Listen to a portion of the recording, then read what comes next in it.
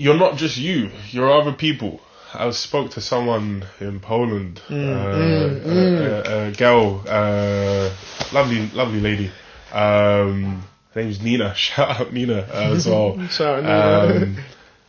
She was telling me that conversations between people are just a unification of identities. You become one identity, and when you're by yourself, you're just the identity of yourself. But when you're like us together, you're sharing identity. Exactly. We're just this concept of us, and I think indulging in that, people should indulge in the aspects of unity, to get out of themselves, to get out of that ego, to put themselves behind. Because once you put yourself behind, you're now working towards something that will grow things mutually. And I think that aspect of seeing, for example, elderly, children, disabled people, anyone, really, just anyone, it will make you realize that you're in the boat with them when you meet them. Once you're in the room with them or you're talking with them, you're all in the same boat. You know what I mean? You're not doing it because like you think they need it or they you know what I mean, or they must want it. That loads of people think that. Loads of people think, like this person looks vulnerable, they must want my help. It's like, you don't have to help, but you should just help out everyone in that situation when need be. When the situation arises, just do what you can for us, for the moment, so that we can all thrive together. And it means that everyone's included. It's not an us and them. It's not a pity situation anymore. It's for everything. Yeah.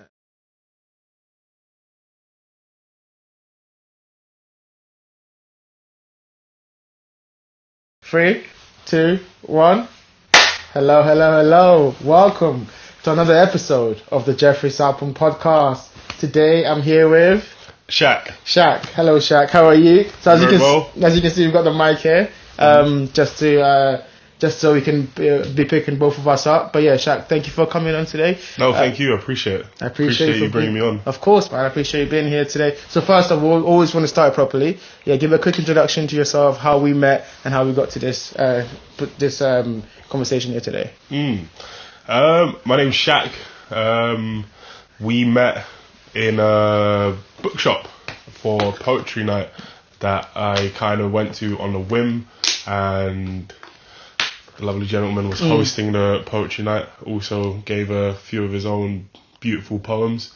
And then sitting in the audience, I just decided to find some, inner motivation to get up and perform my own ones. There was extra space. I gave about a series of I think it was 5 to some really good poems. Yeah. That was really good. It was quite a lot. Luckily, I had the last slot. And then after the poems and the poetry night, we got speaking and connecting on our mutual interest in writing and also just wider creativity. My main thing that I do right now is that I produce music. I produce beats, dance music, and I also write lyrics. Occasionally, I haven't written poetry in a long time, but that's what I do. And honestly, you mentioned that you were giving that performance, and I think that performance, just seeing you in the audience, and then obviously wanting to go up, that was super brave of you. And then obviously afterwards, I was like, it's super interesting. One thing you did, and I was really inspired by, was that you talked to the audience before you gave your poems. And I know that's such an obvious thing, obviously, isn't it? But for me in the moment, I was like, oh man, of course. You were like, okay, I wrote this poem because this, and this is the reason. And that was super for me. That was super encouraging to see. They just obviously everyone's nervous when you go, so you just want to get over it and go. But you had the foresight to just be actually, this is why I wrote this poem, this is how I felt that, and it really connected. So that's something that I really learned from that. So from that, obviously, after we spoke too, I was like, I do a podcast and I'd love to get you on, because I know that I like having interesting people on here. Obviously, you guys know have so many people on come from this podcast, and I hope today and I know we're gonna have a great conversation. So, without further ado, let's get into it. So, one of the things I wanted to talk about was influences, and I know that's such a big part of the creative journey. Was that obviously everyone at the beginning always has influences that they base their they get inspired by, and then they base their whole not their whole style, but they pick up pieces here and there, and then they build out from that. So talk to me about some of your influences. You mentioned obviously you do music, generally, like what are some of the influences, not just in music but also creatively, that's helped you find your kind of passion? Okay, I've had a very weird relationship kind of with my influences and inspirations. I never really saw myself so much as a creative. It was more that I just had a kind of an interest in trying things and trying to do things and I don't know, kind of seeing different outcomes in what I can do and how it can, I don't know, bring me an experience. With that, I was always open to anything, to any piece of information, to anyone's skill. I was always looking and observing people that are around me. Like for example, I would always kind of, in a sense of, it might be like a lingering sense of like jealousy. But what is art without some sins? Yeah. But like I would always kind of see the more talented person in school, 100%. And I'll think, man, like I think what they do is so cool. Yeah, and I could do that almost. Yeah, exactly. It's like, oh my god, man! I wish I could draw eyes the way that girl drew eyes, or I wish I could dance the way that person did dance. Yeah. So when it got to about secondary school, I started doing loads of different things. I started signing up to all the different clubs, and what type of clubs were they? Like, what do you remember? Like, was it drawing or was it legit anything? Like I did, I did pretty much any club you can think of, from science all the way to art, all the way to public speaking, drama, dance. So I did the Jack Petchy speech competition in year 9, and I won a speech based on curiosity, because that's kind of all it was really, was just me being very curious to what can be done just in life in general, like what I was capable of, because I didn't really have a lot to do at home, so I didn't really. When I was in a space where I had more access to loads of different things, I always kind of just took that upon myself to kind of dive in and explore. But then in diving into everything, I started to learn about the crafts and that I was doing, and I would then find some sort of like kind of influences that, as I kind of grew in skill, it kind of started around when I did GCSE art. I got very into surrealism, and I think that paired well with the fact that I was very into religious kind of philosophies, because I was raised a Christian, and I like the whole idea of spiritualness and kind of a higher realm beyond what you see and beyond what you think. And that kind of led me to find, my brother introduced me to René Magritte, because he was a fan of René Magritte, and René Magritte was I think French surrealist painter, and my brother painted the painting, drew the painting The Lovers, where it's two people kissing with the cloak over the face, and I admired that piece so much, and I based a lot of my artwork in that term in school off René Magritte and Salvador Dali, which kind of led to this. It led to me kind of using a lot of influences of kind of reality, and maybe like like a sub-reality or kind of even further. I don't know, something that's beyond or even just below, really. And then slowly I started to shift because I became a skateboarder. So everyone goes through that phase. Yeah, the skateboarder phase. I still loved a lot of my kind of physical hobbies more. In an idea or a sense, they are quite creative. You always have your own style. You also have your own kind of like idols, skateboarders and whatnot. And I kind of just occupied a lot of my time with that and made loads of friends. And if anything, I started to draw kind of inspiration from the people that I was around, not necessarily from like previous artists or great artists or scientists or thinkers or anything. I didn't really read a lot back then as well in that period of time. I didn't really kind of explore material. But the one thing that I would say that I did carry on quite well is that I got into poetry then. And I got into poetry as a joke. It was us as me and my friends in school, and my friends were just like, we're doing diss tracks. And I just decided to like be like, yo, screw it, like I'm gonna write my own like drill diss track about my friend, and I did, and then I rapped it to like my sister, and my sister was like, that's kind of hard. Like, you got flow in it. Yeah. Really? And then they were like, oh yeah, but your mate, like you keep rapping in an American accent, and that's the thing that loads of beginners do, is that because you're listening to loads of American rap, you end up trying to like sound like Eminem. But then I kind of fell in love with the meticulousness of the craft, with the fact that it took word for word to get a whole sentence, and then it took ages to kind of get, for example, maybe like 16 bars or even like a full song, and then for you to read it back and then be captivated by what you said yourself, to be like, damn, I said that. Yeah, 100%. I said that. I was like, wait a second. Almost like it's weird because you don't understand that. Yeah, you give that. Yeah, it's like you're just like a young kid, and all of a sudden you're surprising yourself. Yes. And that surprising yourself is, I think, the beginning flame or like ember that kind of makes you kind of love what you do, and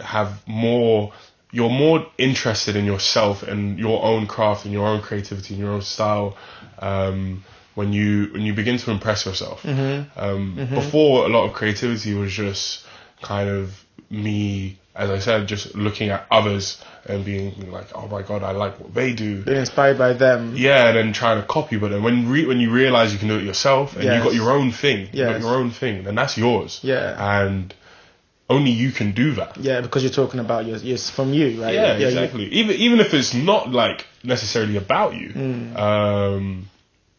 it's just like it's your idea, and that I think that value kind of helps you to become your own influence. And I kind of realized that a lot of what I started to do onwards from there was based around me trying to find influence in myself and looking for my own experience or my own ideas, and kind of putting that into something, and making whatever I'm creating around that. And it kind of blends into like, this is, I think, where like, if anything, the artist ego starts to kind of develop in mind, where you're going to get this now like push and pull in yourself of, am I worth it? Do you know what I mean? Like, is my experience something to talk about? Is it of value to other people? Yeah, exactly. Are people going to care? This is one of my key things about it as well, is have I put enough attention and enough care into what I've done to put respect on my own experience? 100%. And I think that value, it took me away from looking at all these other artists and all these other genres and stuff, and it kind of just made me internalize my creativity into myself and basically, if anything, embodying your own art. But if we're talking if we're talking general style and how I learned technique, I learned a lot from MF Doom, the villain, Eminem, the villain, the villain, R.I.P. to the villain. I think he's a key example in understanding kind of the how you embody your art and how you build a world and an ego, a character that people, as he literally says, can love or hate. We can become like judges in this world that he kind of puts on, but he's also judging you. And this kind of relationship that he had with himself, his art, and his audience, I think was one of the most inspiring things for me. And it was what led me to create more of an artist kind of like idea, like a persona? Like persona and yeah, title. 100%, yeah. Which was kind of in the development of the name, Smolo, which a lot of people kind of find funny as a name. Smolo. Yeah. Does it mean anything, or is it just the name itself? It does, it does. It actually does. So I had a friend called Grace O'Connor. Shout out Grace O'Connor. Grace. She's working hard. I see you working hard. I love what she does. I loved her discipline as well and her motivation back then. She was quite inspiring in that period of time that we were really close, to inspiring for me to do a lot more and pursue, and she was one of the first kind of like points of recognitions of people that believed in what I was doing back then. And I saw her as kind of like this very carefree, like wandering mind of a person, very easy to love, and it very much resembled Bimo from Adventure Time. So I called her Gmo. I feel like her name is still saved in my phone. That's Gmo. She was like, well, why don't you just be called Esmo if I'm gonna be called Gmo? Yeah, like, fair enough, that works. That does work.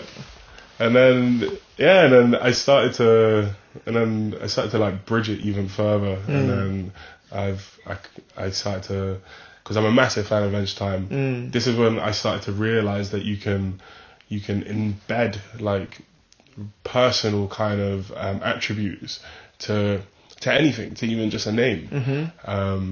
And these kind of things are the things that, if someone else was inquiring about it, they would find like small kind of like nuggets of preciousness in what you do, because there's these very minor kind of small details that mean a lot to you in the grand scheme of things. And I personally also have my own attachment to it as well, which makes me put a deep value into just the things as simple as my name on that I put on a lot of my pieces, which that name and that person will then go on to create very specific stuff, which will have all the attributes embedded in its intention. Yeah, the identity of that thing kind of like creates its own thing. Dude, you've been touching on so many fascinating stuff, and I've kind of let you speak because I wanted. Because I think you've kind of taken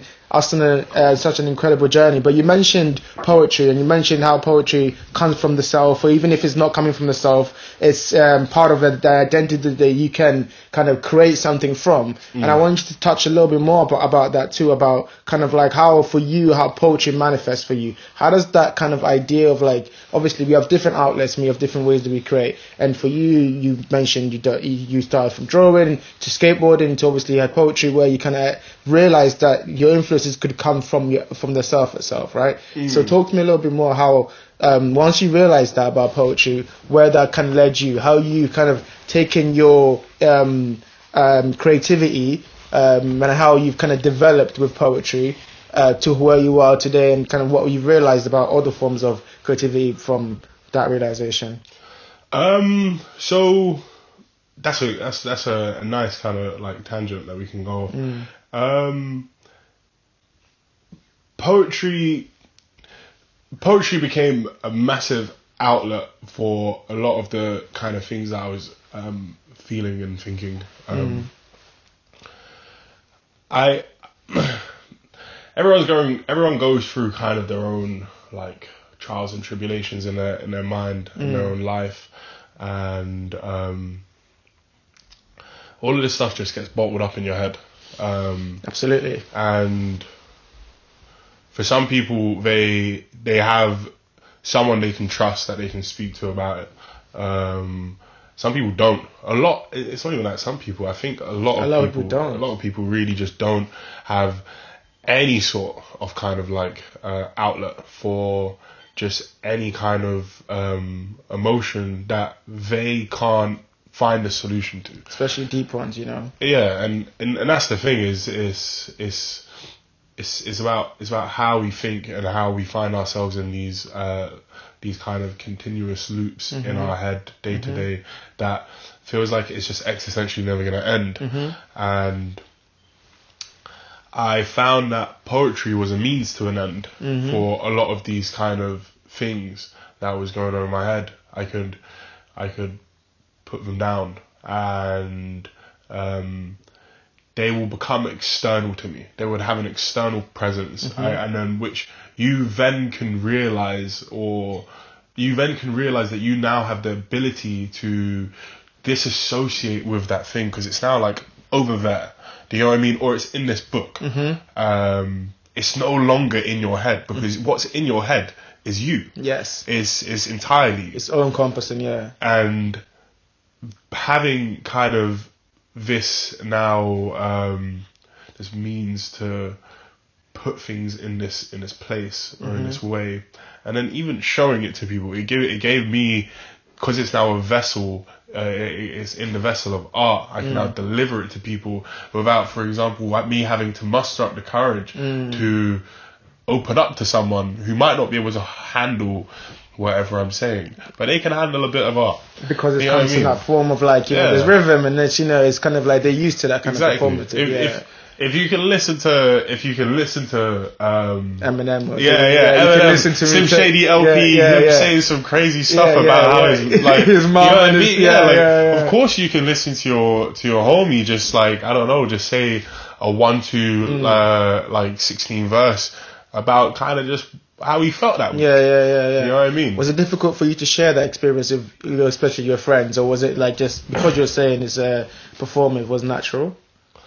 I started to. I never really spoke about, or I don't know if I still do. I never really spoke directly about kind of how I felt with a lot of people, like, or not with a lot of people.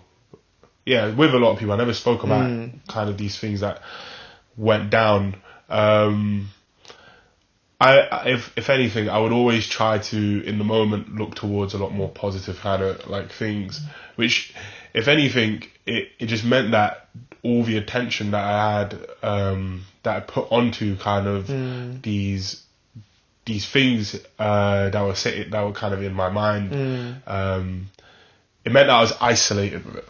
And in a sense, it's not necessarily, it was a little bit tough in kind of accepting the fact that you're writing it. You know what I mean? Because a lot of the stuff that you would write, or that I have written, a lot of it you wouldn't necessarily want it to be your reality in the beginning. Do you know what I mean? So there's this kind of like, there's this denial of, just tension about like expressing that makes it real almost. Yeah, it's like, exactly. It's like if you're going through like this really tough experience, and like it's kind of like is a very damning emotion or something. You don't want that to be your memory of that point in your life. So in some regard, it's harder to get it down, but into delivering it and showing it to people, I think when you realize the beauty that you can spin with the craft on it, it transforms it and gives it value. And I think that makes it easier for you to show it to people. It makes you very keen to, because you're now giving yourself the opportunity to redeem whatever is in that by making it matter. Yes. There's a lovely song by Car Seat Headrest. As they have a quote in it, it's like, matter, please make it matter. And like the whole song, That's amazing. it's such a nice song. It's like it's what I think is what everyone wants. Yes, it's what everyone wants in their art, in the value of their own life, and their perspective. Is that bottom line is that you want it to matter. You want it to, and dude, and it's so fascinating too when you mention about like kind of recontextualizing things, because a lot of the time, I speak for me too. At the beginning of my poetry journey, it was difficult for me to share. Like for me, I started writing poetry because of a girl, and so like she was a poet.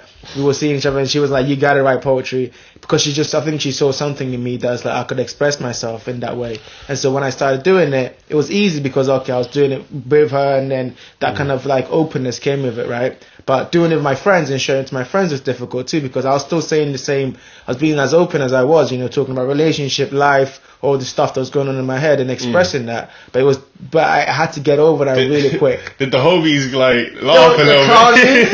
Immediately, bro. Immediately, you just they're like, this is some soft work. Yeah, just they're like, nah, but I'm expressing for you. But again, it's the truth. Exactly. It's like at the end just of the gotta hold day, it. You got to feed into the humor. Like exactly. Yeah. No matter what, even though it's there's still that kind of comedy behind it and putting that light-hearted atmosphere, and it also kind of makes you realize, like, you know what, like, if we can sit and laugh about all these kind of like emotions that have kind of just put down on the table, it goes to show that like it's all just in your head. Exactly, and it's all just emotions. Exactly, it doesn't. It's not that it doesn't matter. It's more that it shouldn't eat you alive. It's not definitive. Yeah, exactly. It's what you felt. Yeah, but it's something you can engage with, but also scrutinize. Yeah, and I think that kind of relationship with, like, for example, your friends and whatnot and everything is just part of the connection of it. It's why we is going on exactly with what you was asking.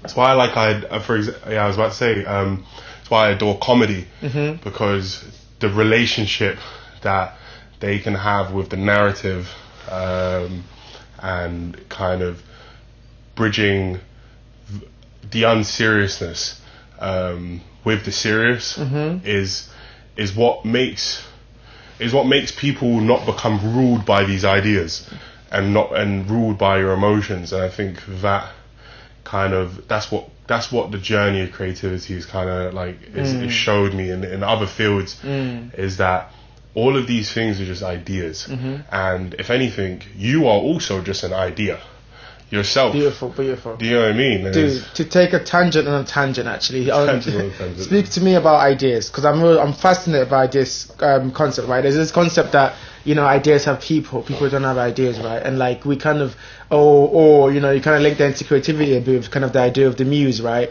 How when you're kind of tapping into something, it's something that's kind of bigger than you, and you tap into it to actually express it through your singular perspective.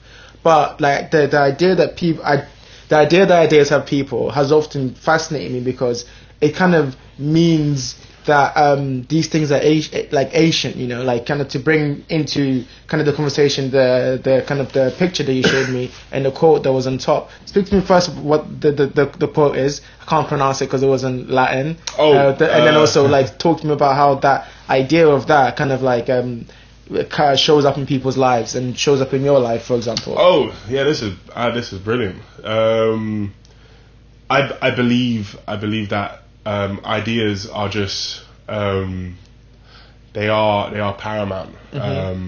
They're not made in vacuums. They're just it's all kind of just continuous. When I was studying fine art at uni, They were touching on the idea.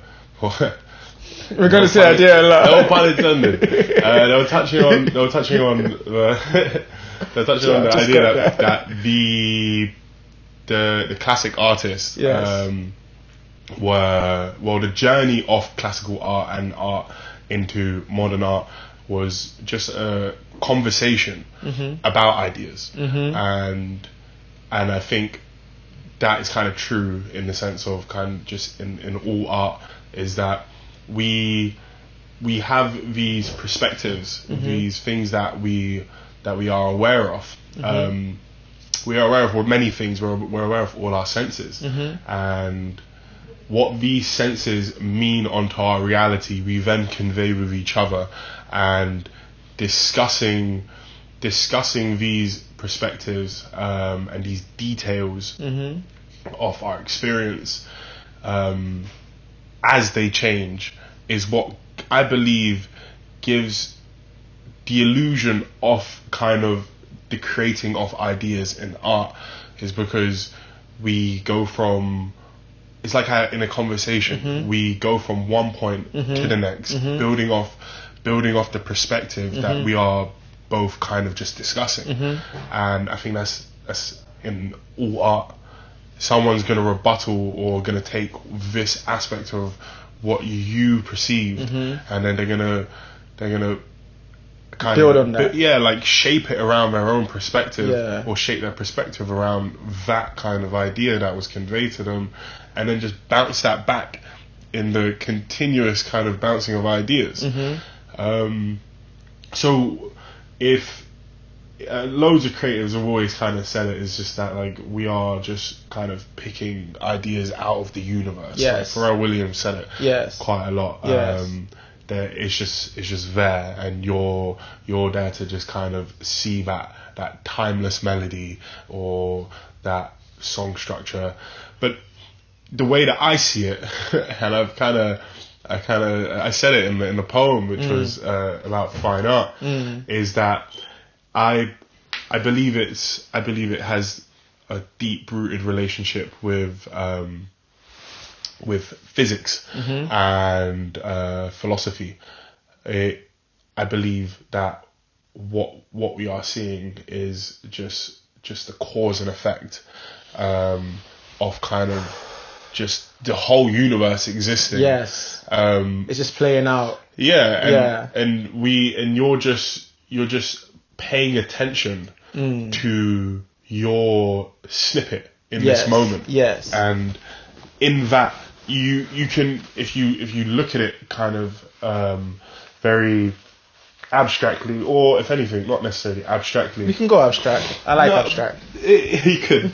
But if anything, more generally, if you look at it from just like the wider perspective, it would look like there's no ideas. It would look like there's nothing going on. But the more you kind of pay attention, the more you sit in your own mind, it's having the relationship between your consciousness and the universe. I think it was Spinoza who spoke about this. The true experience of the world comes from the crossing of the bridge between your consciousness and the universe. And I think in that sense, the universe is the physical kind of or the thing that exists, and your mind is just the void.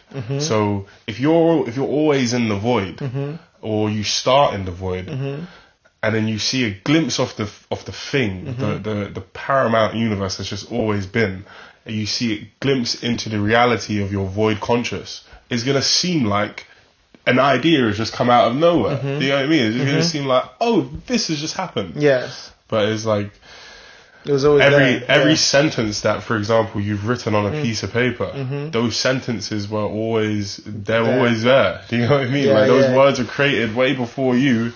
Someone most probably has written the exact same sentence over before. Yeah, just bringing form to it. No, okay, cool. So that's fascinating too, and that sends me on so many tangents. But you wanted to know. I wanted to know about that. Yeah, the quote. Yeah. So we'll go into that. So we're back. So technical difficulties, but we're back. But you were talking about the ideas behind the quote and the words that you live by. Just for anyone that's watching, there's a drawing that my friend did for me, which I asked for 2 quotes that meant a lot to me, to be kind of the basis of what the drawing was about. The first one is Mors vincit omnia, which means death conquers all in Latin, and sit under the sun, abdicate and be your own king, which is a quote by Fernando Pessoa. It was the final quote at the end of my favorite book, Epileptic, by David B., who I think is one of the most interesting authors I've ever come across. I need to check him out. I've never heard of him. That's crazy. He's a graphic novelist, so he draws the whole book. And if anything, I take a lot of influence from this guy as well. But those 2 quotes, it meant a lot to me, and it kind of made me understand the value of life. And I think with art, especially in all the stuff that I do, I think that's like one of the main focuses is how much you value or see what the elements of worth of your own life. And so Mors vincit omnia came from the Roman mortal reminders, and that came about because slowly from the point I was 18 onwards, my relationship with the idea and the concept of death kind of became very apparent to me, and it scares you. It just breaks your reality. There's no other way to say it, but like you. It's basically existential, right? Yeah, like you live your life, like your adolescence, like with just kind of like really enjoying the fact that you're just alive. You know what I mean? That's like the forefront of everything you do. Yeah. And then when the concept of death comes around, it shatters that kind of challenge in a sense, that illusion, that kind of rose tinted glasses. And you then start to really see kind of your own insecurities come forward, and this is where and especially at that point where you're starting to make a lot of the decisions by yourself and for yourself, these kind of insecurities that are just governed by the idea of your own kind of self-worth and making things matter because eventually you might die. It rules your world. It just rules it, and there's not much you can do about it in the moment because it's really intense. And at some point, for you to break free from it, you have to come to terms with it. You really have to come to terms with that idea that you will die. And it took me a while. I was going to say, it's still taking me how did you come to terms with it? I think it takes a lifetime. How did you come to terms with it? Not just death, but also the idea that because for me, right, just speak a little bit of myself too, when I had that first realization of that, it kind of made me very urgent in everything I do. In literally anything I do, it was like, I got to do this now, and I can't waste any time because obviously, like, death comes for us all. And I think that it was such a massive kind of reality distortion field on everything that I thought was important to me, and I realized most of these things aren't important to me. So it made me change how I looked at like just leisure, how I looked at like the things that are important, like the fear even. What was that like for you? How did it make you reevaluate emotions or passions or ambition or anything like that? Well, I was very erratic. I was very like daring. If anything, I didn't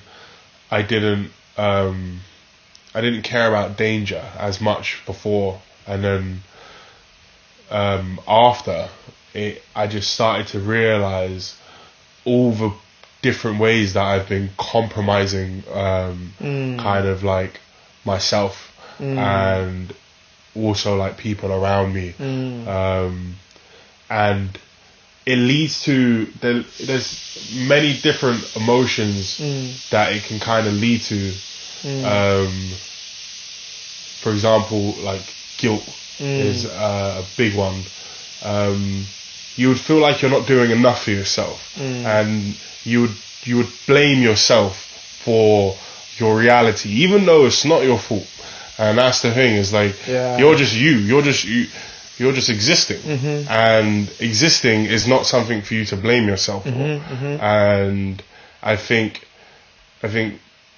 it makes you hyper aware, like really, really hyper aware onto like what's happening, how you're feeling, how you're thinking about this, how you're going to react to this. You start thinking about the whole span of the timeline, from the future to the present to the past, all in very, very small condensed amount of times.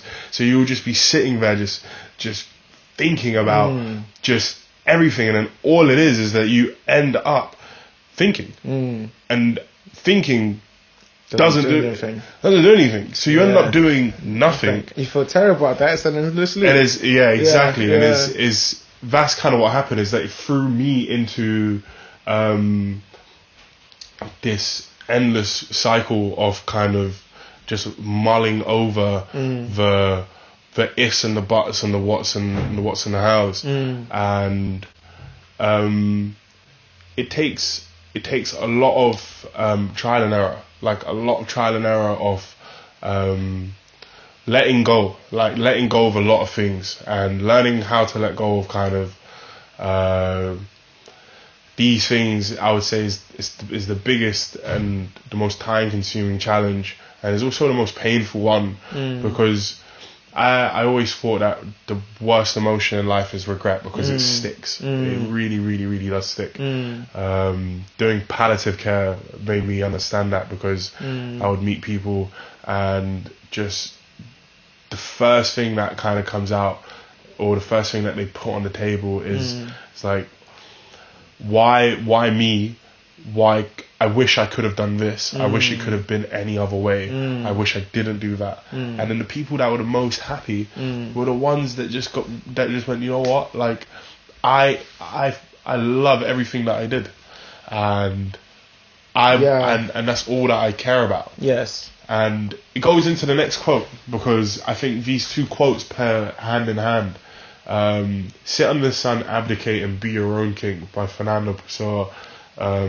It's from the Book of Disquiet, which is a book that dances on the idea of insignificance, virtue, and also kind of anonymousness, like being a nobody in this world, but also having a story to tell, and attaching kind of an identity, or if not necessarily meaning, but just paying attention to a passing insignificant moment, and kind of recognizing it for its own kind of linear path in reality.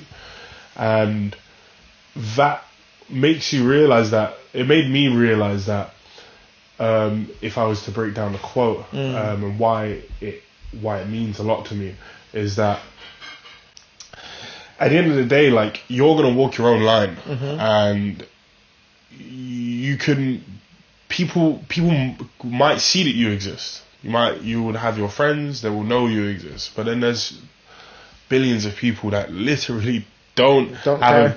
It's not that they don't care. Everyone cares. Like, trust me, it's not that they don't care. It's just that they don't know who you are. Yes. Do you know what I mean? It's like, if you ever met them, yes, they would care. Like, you're right. You know what I mean? You'll go somewhere and they'll be like, hey, what's your name? You know what I mean? Like, in that moment, you're now real to them. Yes. And now but it's just like they don't know. And this is how you walk your life. This is how you're going to walk your line for your whole life. Is that some people, sadly, don't ever even get this exposure. For example, like homeless people on the street, they don't get enough exposure from other people. They're just faces in the dark. Shut off from society. Do you know what I mean?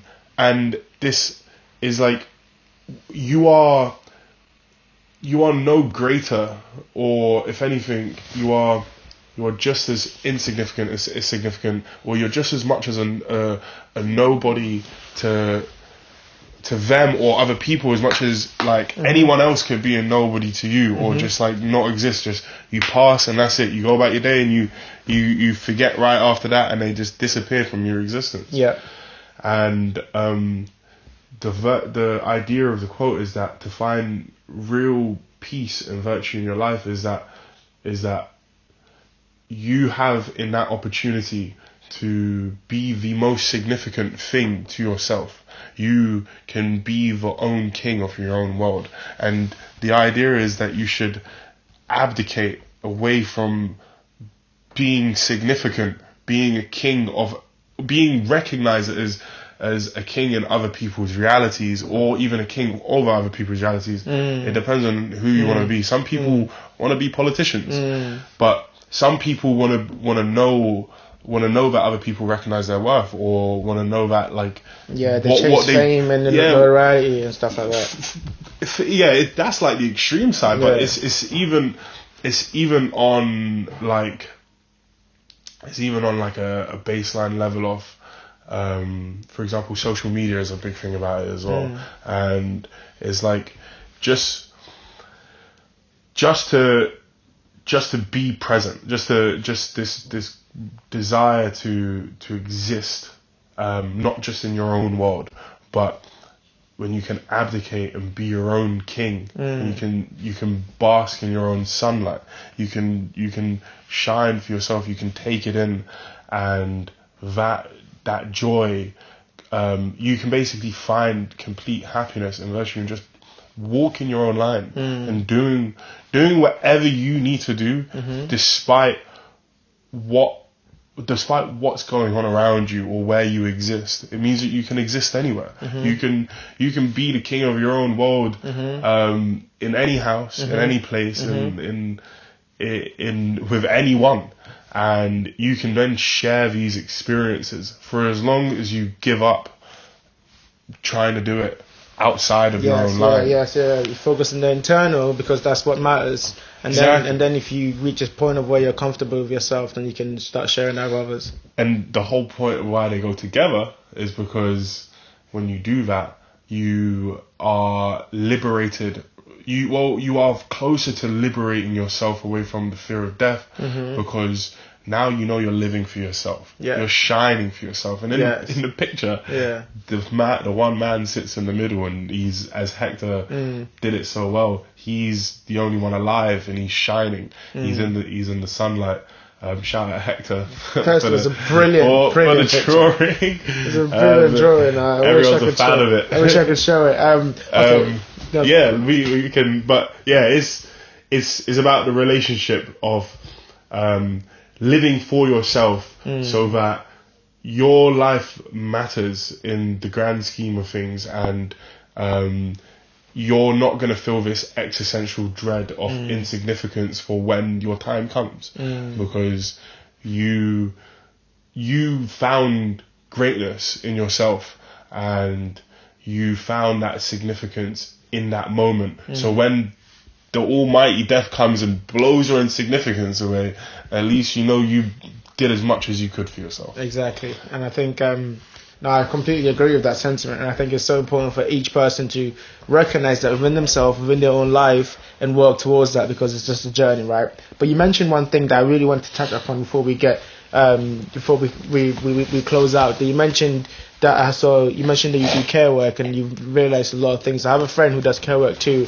and I always speak to him and I ask him what he's realized about human nature from that, because he sees people in such a completely different way. You know, how he sees people, how he thinks about how people should be compassionate and kindness and all these things, right? So the question I have for you is, what have you learned about human nature, and what have you learned about compassion and kindness from, you know, the work that you've done? But also, like, looking outwards, how can people be more compassionate to people, just even amongst each other, or even the homeless guy that's the face in the dark? You know, how can we reach out to others? You know, we all have that fear of the unknown, but you know, when you work closely with people, you see people for what they are. But yes, what have you realized about human nature through your experiences?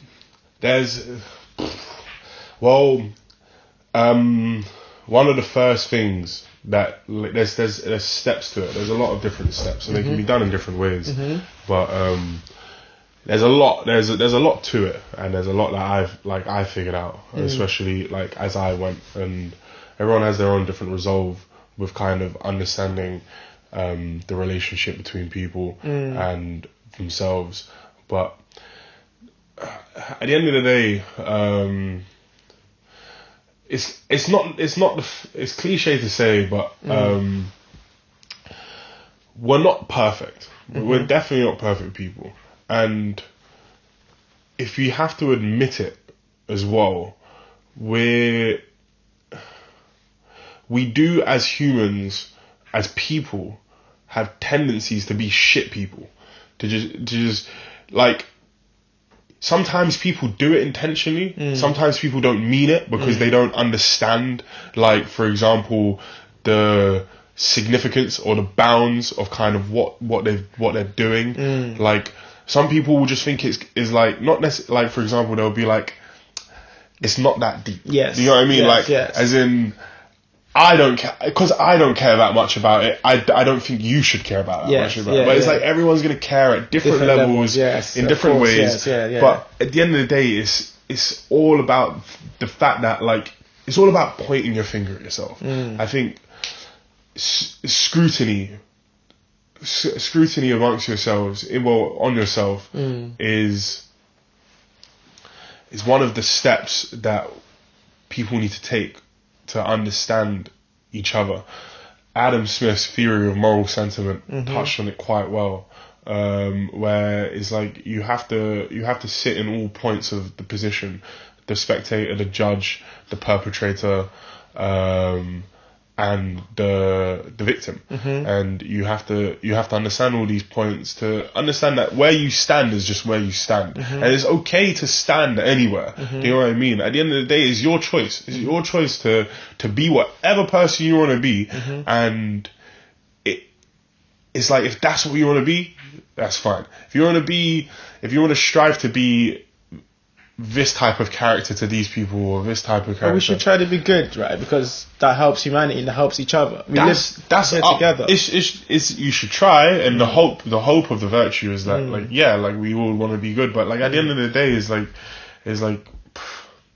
the harsh reality is, you have to see things realistically, not idealistically. Because if you look at human nature and people idealistically, then you're gonna have to punish the majority of the world because they don't live up to that ideal. Exactly. Yeah. And that's the thing, is about honesty between people, between yourself, is honesty with yourself, really, to just accept the fact that, like, at times you're gonna fuck up, or at times you're not gonna do your best, or at times you're gonna do something selfish, or you're gonna do something to harm someone, or this or that, or, do you know what I mean? Or you're not gonna care enough when someone really needed it. Yes. There's so much of these things that kind of makes you understand this relationship, but I can't remember who said it.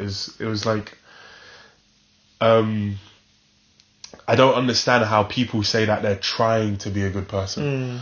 Just be a good person. Marcus Aurelius. Yeah. Is it? Yeah. No more trying to be a good person, just be a good man. It's just like, and this is the thing that I see people do, is just that people have this push and pull, and it's like, where they feel like they have to do more, and it's like you don't need to do anything. You should just at a bottom line, find a resolve and a temperament that's healthy for you and the people that you interact with. Yes. And you have to be aware of that. It's not going to be perfect. You're going to get drunk, and you're going to get loud on the bus, and you're going to piss someone off. Do you know what I mean? But it's just find a mechanism in yourself that makes you go, hold on a second, like, I can do better. Do you know what I mean? Absolutely. I can always do better. Absolutely. And in terms of, like, how that means, and, like, to people, and, like, treating everyone, is just like, you're not just you're other people. I spoke to someone in Poland, a girl, lovely lady. Her name's Nina. Shout out Nina as well. Shout out Nina.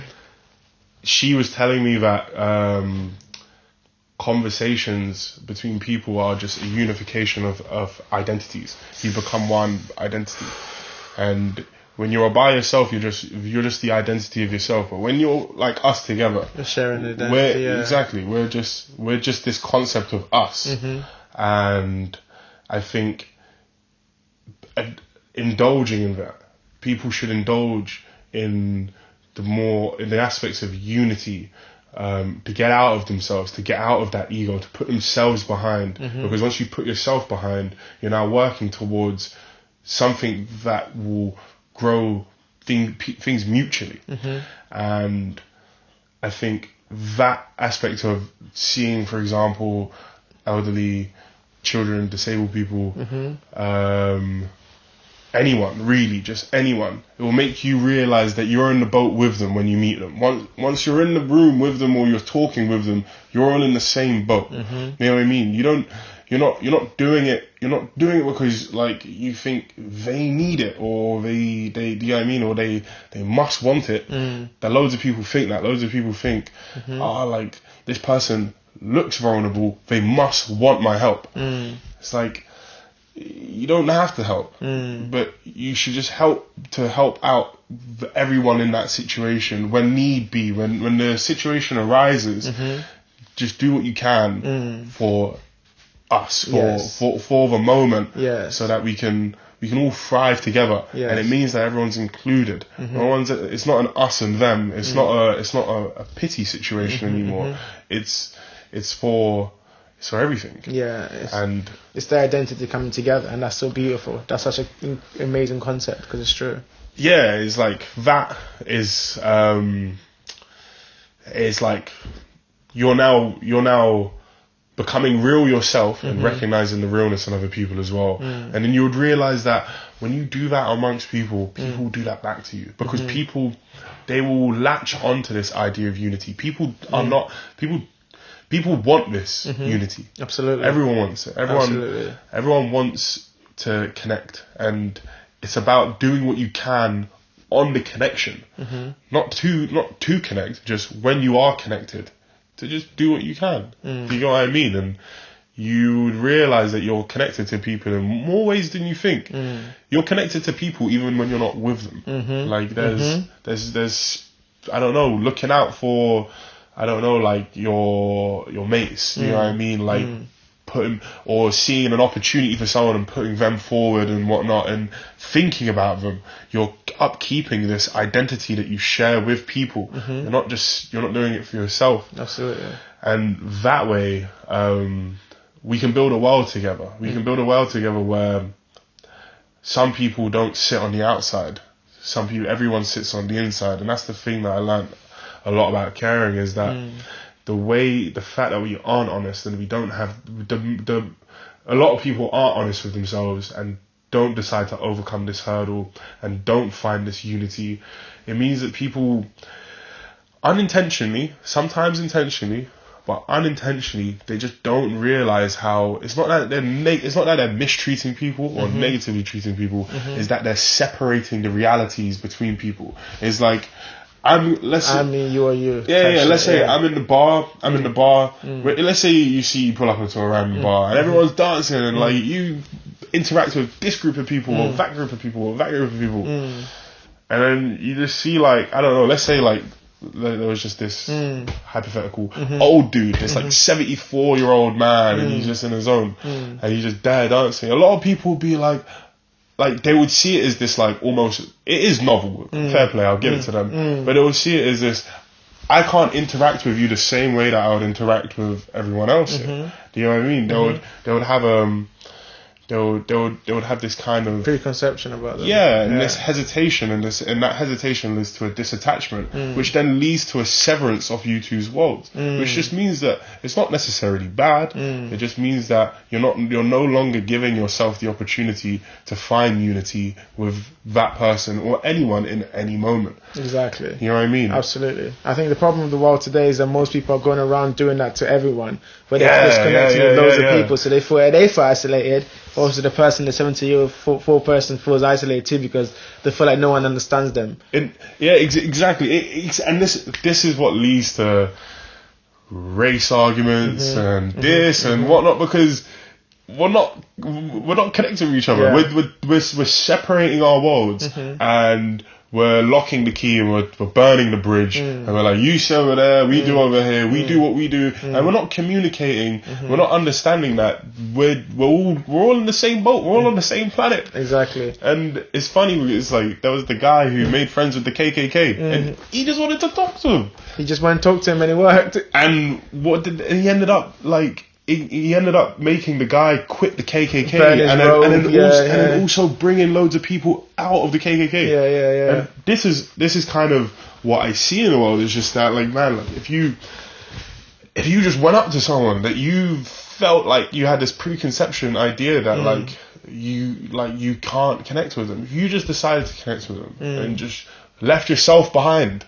and then picked up the idea of unity. The idea of us, yeah. Do you know what I mean? Yeah, 100%. You would realise you're no different from people. 100%. That's such a beautiful idea, man. That's such a beautiful idea. Okay, look, I want to wrap this up. I think we didn't even get to talk about music. We can keep talking. I've got plenty of time. Okay, fine. All right, so one of the things I wanted to talk about too was, like, you've talked a lot about a lot of concepts. You mentioned a lot of really interesting books. So to talk a little bit how people can think, right? So what are some books that really influenced you on your thinking, and how have they kind of like developed you? Because I've been through this kind of phase of my life myself, where I went through, I think maybe when I started having the existential crisis, where I went back and started reading literally everything. I read Plato, Socrates. I went all the way from then, and I read loads of books. And there was this book that I read. It was called The Art of Motorcycle Maintenance, Zen and the Art of Motorcycle Maintenance by Robert Pischek. And that book just deconstructed a lot of ideas and theories and how thought processes develop over time. And it was just basically an anthropology of ideas. And that was fascinating for me because it kind of laid it all out and had all these other books that was inside it. So I went on this kind of wild goose chase. Yeah. But that's how it was for me. What was it like for you when it kind of came for you to conceptualize your idea of the world and the concepts that you were drawn to and you felt related to your kind of view of the world? Okay, it started off with the Bible. Yes, come on, let's go. It started off with the Bible. Fuck with the Bible. Yeah, heavy, yeah. Like, the Old Testament was great. The New Testament was also great. Psalms and Proverbs was amazing. Like the writings of King Solomon. There's a lot of like paramount ideas that it's semantic. It's just the way we're saying it. It's a different language or it's a different culture and a different time. Do you know what I mean? But it's the same ideas.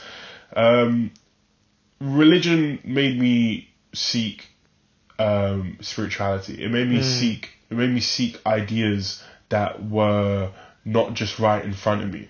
Do you know what I mean? It made me look away from, for example, just like the society and the way that the system works. It made me sit and think about my own virtue, my own like what I want in myself, how I think about like principles and beauty and everything, and just all these kind of weird details that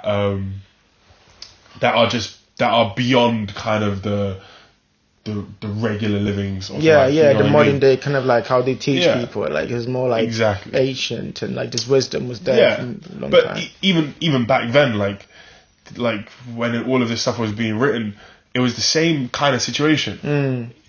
They go hunt. They go, you know what I mean? That's their life. That's just like the trials and tribulations. They go craft their stuff. They feed their kid. They go to bed. They make sure they're not in the rain. They drink their medicine. They try to stay healthy. But when we're in time of reflection and times of themselves, they can actually sit and think about these ideas and these kind of concepts. And I think the Bible kind of led me down that road where I wanted to think more about kind of what goes on conceptually and creatively, more than kind of just the hyper indulgence and kind of, I'm gonna study. Well, everyone should study. Stay in school. Make sure. But I'm gonna count my money. Do you know what I mean? I'm gonna get my paycheck, and I'm just gonna do all of these things, and I'm not gonna think about kind of like what, why, and where. Like a lot, because everyone knows about these things. Because it's we're all, I believe we're all the same people. Yeah, you know what I mean? Like, you were born and you don't know why you're here. We're just like, you know what I mean? We don't know where we are. We don't know the truth. So it's like, there's people that that like to think about the ideas of what the truth could be, and there's some people who just go, do you know what? I don't know it, so I'm not going to try. Yeah, right. Yeah, exactly. Or it's too hard to think about, so I'm just gonna leave it to someone else. Yes. You know what I mean? Yeah. We'll leave it to the thinkers. Yeah. But after that, I would say Epileptic, the book that had the quote in it. It meant a lot to me because my brother's paranoid schizophrenic, and kind of growing up with kind of that relationship with someone that you kind of vaguely remember had clarity in the mind and then just shifted into like insanity.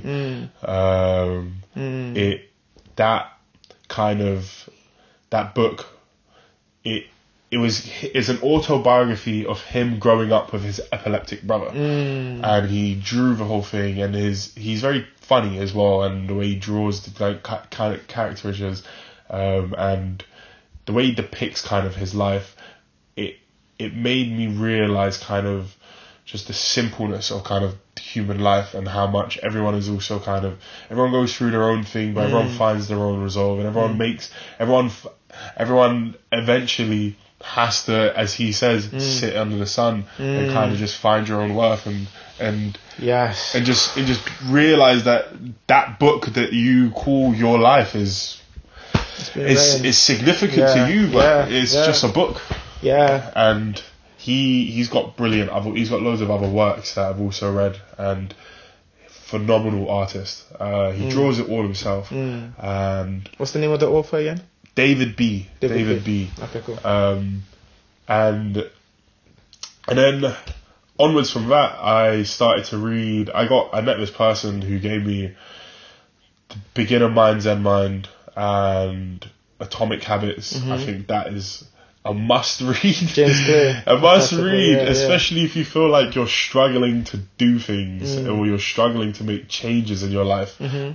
Atomic Habits.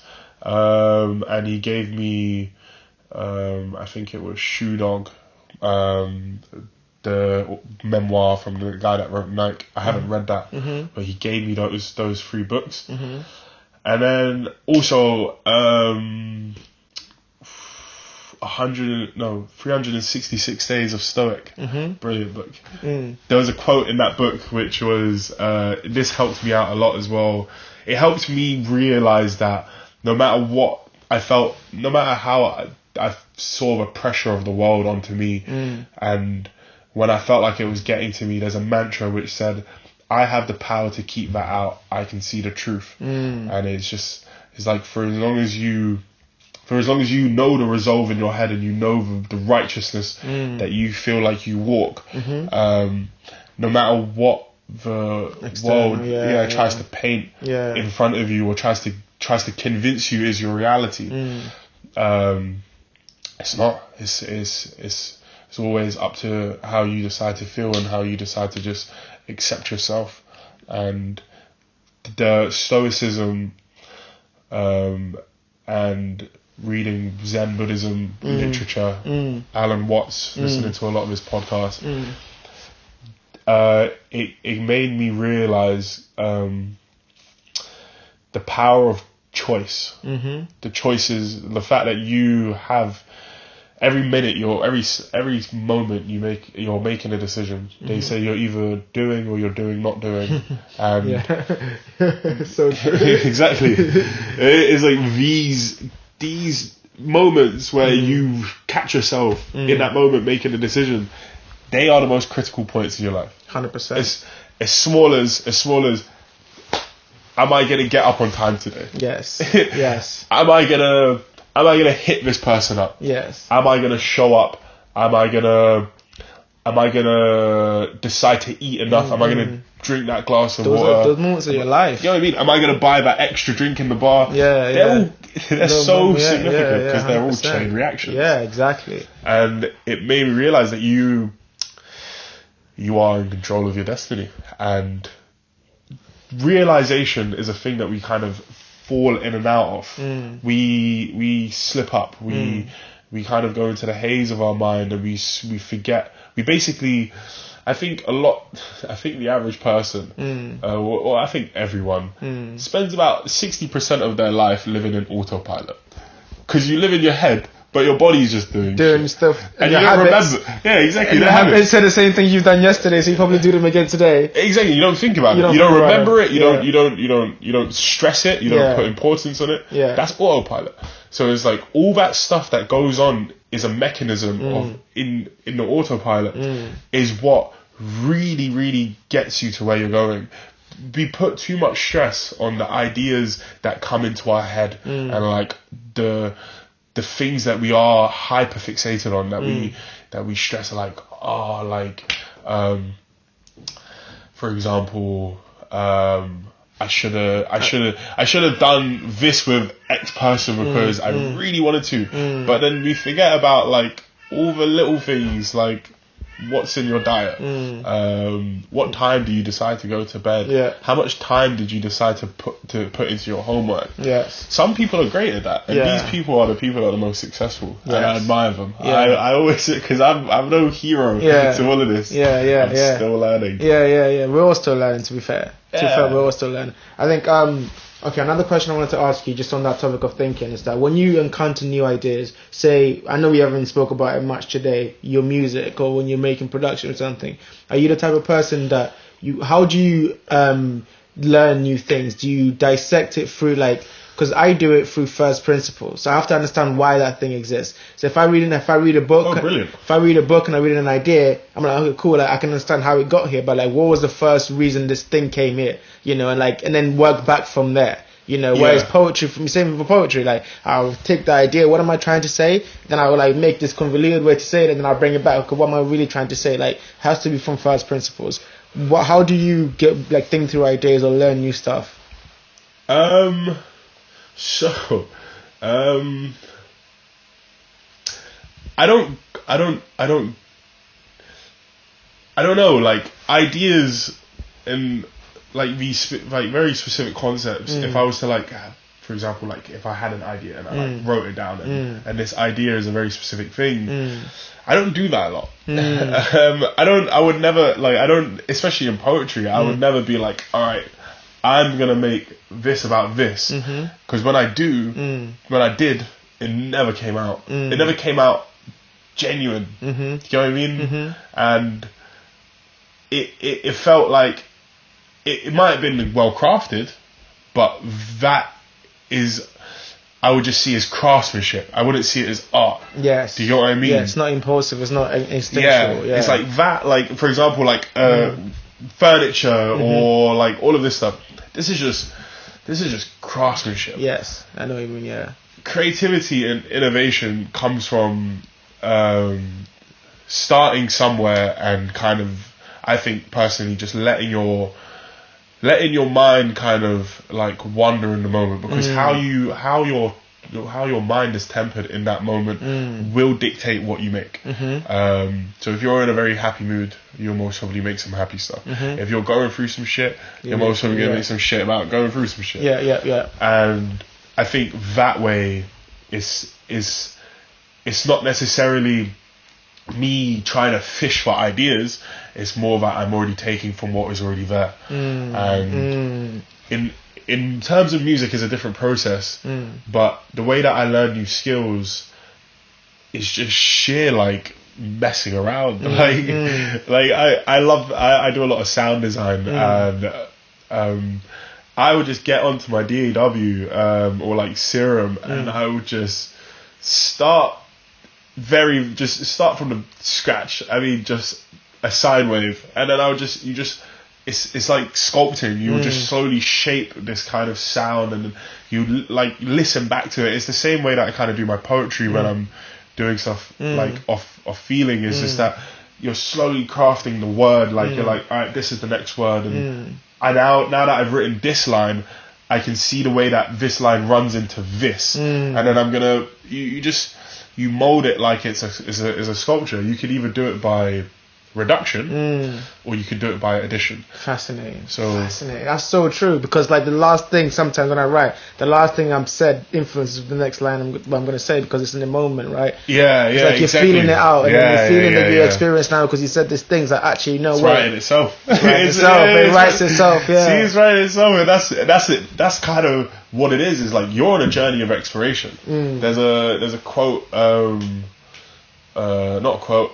There's a song by Ugly Duckling. On a journey to anywhere, you can draw your own map, and it's like you're just going like you're just kind of moving with it. Dude, that might be the title of this episode. That's a banger.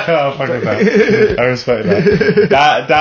That whole song is so funny, because that when you listen to the song, it embodies kind of that aspect of creativity, because they're just saying like really, really random things, and you can literally see how in that song how the creative mind doesn't necessarily have a destination. When you give it that destination, where you're gonna spend too much time thinking about like your trajectory and how it like, fits into the box, and but like a lot of it is just really just like, if you don't confine yourself, as they say in Buddhism, if you really want to control the cow, give it a whole field. If you don't confine yourself, if you explore just from the beginning of the process, you would find yourself in very, very unusual and unconventional ways, very distant from other people's art or influences. You'll be taking influences from loads of different kind of emotions and things that you're reacting to, and then by the end of it,